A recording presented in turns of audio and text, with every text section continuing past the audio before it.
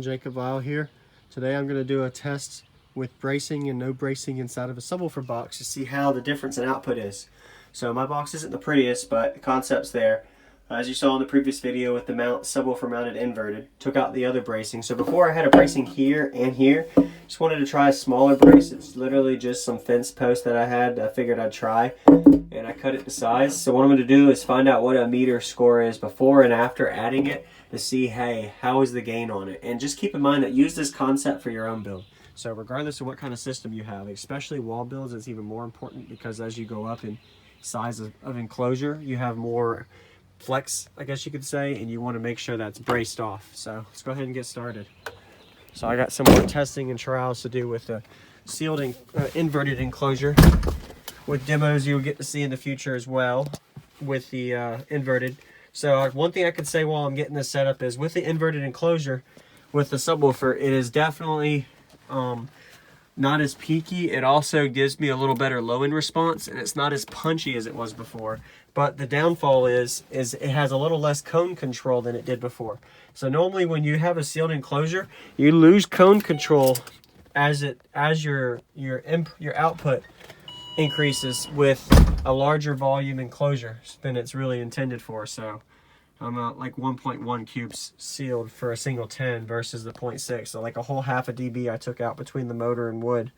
So anyway, enough of that. So gotta have the meter, make sure it's connected in, do my volume 20. So the other video you saw with me setting gains as well with the amplifier, you'll get to see that video. Hopefully that should help it too, but my volume isn't going to be the same, or gain meter wise it's going to be lower, because I guess if you've seen the other videos that have like 118, 119, 20 dB, etc., that kind of varies depending on how your subsonic is, your LPF as well, and just how your gains were set, and just resetting my gains. So let's go ahead and get started. I'll stop talking. I end up talking too much sometimes, sorry about that, but hopefully this stuff teaches you something. So I'm going to do a sweep to see how this does, like I always do in the videos. Check out the other ones as well if you haven't.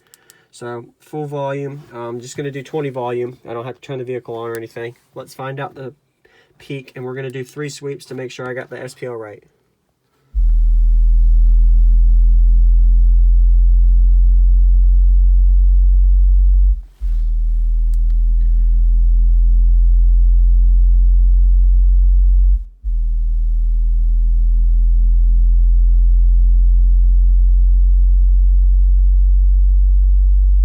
Alright, so I'm going to screenshot this. Remember 118.21. So remember there's a little bit of playroom you always have with the meter. So normally within like 0.1 or 0.2 dBs, depending on what kind of meter you have. The Magnums and the laptop ones are a little more efficient. But hey, I don't want to spend a bunch of money on a meter. I just got a SSA meter. So there's a couple of options. But let's go ahead now with the brace. So this isn't the most prettiest, but it works. I'm going to tape over it and kind of smooth it out afterward, but the concept's there. I could throw a 2x4 in there as well. My height is a little bit tighter than the height of the box, so it will press the box up a little. Just a quick test.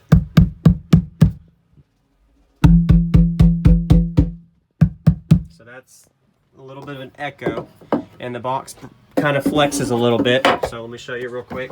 So use this concept for your wall build as well. So look.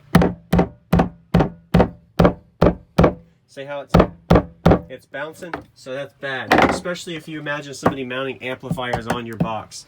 A lot of people mount amplifiers on your boxes. 100% fine. It's not recommended, but it works. Just make sure you don't have that issue you just saw. My hammer was bouncing, so that's really bad. So now let me get in here. Have the camera here so you can kind of see. Sorry, it's going to be a little loud. So what I'm going to do is I have this, and I'm going to tap it with a hammer.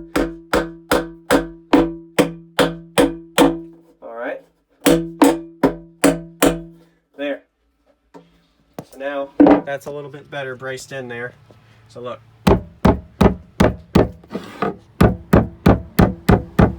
It barely bounces. It bounces a little bit here, but it hardly bounces there. It's a lot more solid than it was. I'm not even going to screw it in or anything, so I don't put holes in the wood unless I need to. And if I did, like you already see, there's tape patch there. So that's going to hold in place. Now we're going to quickly go see how it changes. And it's that simple. So this meter is the only way you're going to know. You're not going to audibly hear it by ear, but with a meter, you'll know the difference in the output. So if you ever seen the other box vehicle video as well, with, hey, I added bracing to the roof and I lost, so I'm not bracing the roof because I lose when I brace the roof. So what happens if I would have put a brace in the roof? It might affect the lows more because there's less flex, but it loses on your high output. So flex does actually kill output. It doesn't kill it, it just doesn't make it as optimal. All right, so now we're gonna do 3 sweeps with low volume. Same volume, make sure it's 20. Yep, 20, bass knob up. All right, let's see how it does.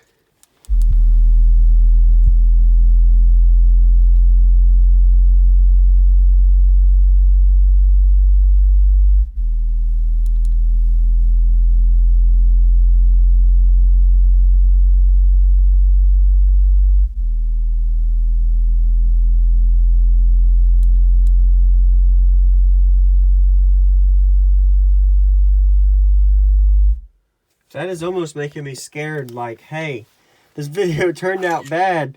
I didn't gain from bracing. So that does show you, I didn't do anything. Confirm, my volume is 20. My bass knob's all the way up. I didn't change anything. And it's 117.71. So how do we explain that? 18.21 to 17.71. You see that difference? Literally.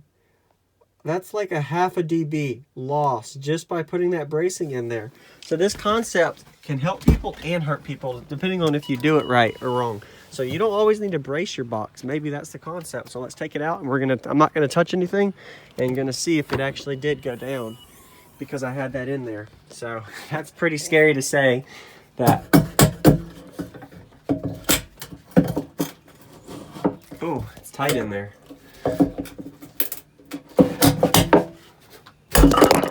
Sorry, I dropped it. All right. So see, I kind of chipped the wood. It'll be all right. But yeah, you get the concept. It was tight, so that shows it was tight. So we're going to find out if it was true. So that means I'm losing with the brace in there. So it could change depending on the system. And also another thing is you want to try this at full tilt, high volume. Don't go low volume because what happens is your low volume could be a lot difference in output because of the flex. So try both. Don't just make a decision on low volume. But for this video, I'm doing low volume concept. All right.